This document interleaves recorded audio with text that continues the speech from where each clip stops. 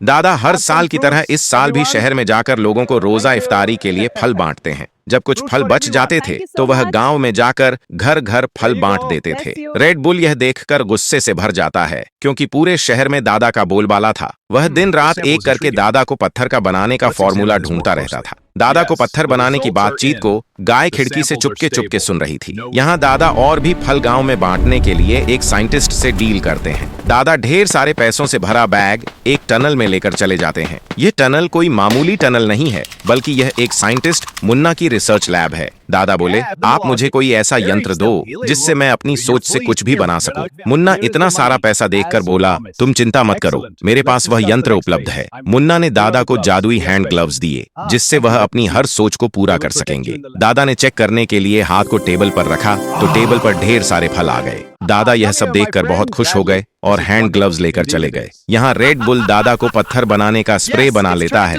और गाय यह देख लेती है। रेड बुल सो रहा था, तभी गाय वह स्प्रे लेकर भागने लगती है, लेकिन उसकी आंख खुल गई। रेड बुल उसे भागने नहीं देता और वह गाय को दौड़ा दौड़ा कर पकड़ लेता है। रेड बुल गुस्से में गाय को बहुत डांटता है और स्प्रे छीन कर वापस ले आता है। वह स्प्रे तो छीन लेता है, लेकिन उसे डर था कि कहीं गाय दादा को जाकर बता न दे। इसी चिंता के साथ वह अपने आदमियों को गाय को गांव से भगाने का हुक्म दे देता है। बदमाश लोग गाय और बछड़े को मार मार कर भगा रहे थे, तभी दोनों गिर जाते हैं। तभी दादा हैंड ग्लव्स लेकर उसी रोड पर वापस आ रहे थे। तभी उन्होंने देखा कि कुछ लोग गाय को जबरदस्ती डंडे से मार रहे हैं और गाय और बछड़ा चिल्ला रहे हैं। दादा ने पूछा, क्यों रे, तुम लोग इन्हें क्यों मार रहे हो? आखिर इसने क्या किया है? वे लोग माफी मांगने के बजाय दादा पर चिल्लाने लगते हैं और दादा को गुस्सा आ जाता है। वह गुस्से में आकर हैंड ग्लव्स का इस्तेमाल करके उन्हें पत्थर का बना देते हैं। उसके बाद दादा गाय को हैंड ग्लव्स के बारे में बताते बताते उसे घर ले आते हैं। घर आकर जैसे ही टेबल के ऊपर हाथ रखते हैं तो टेबल पर ढेर सारे फल आ जाते हैं।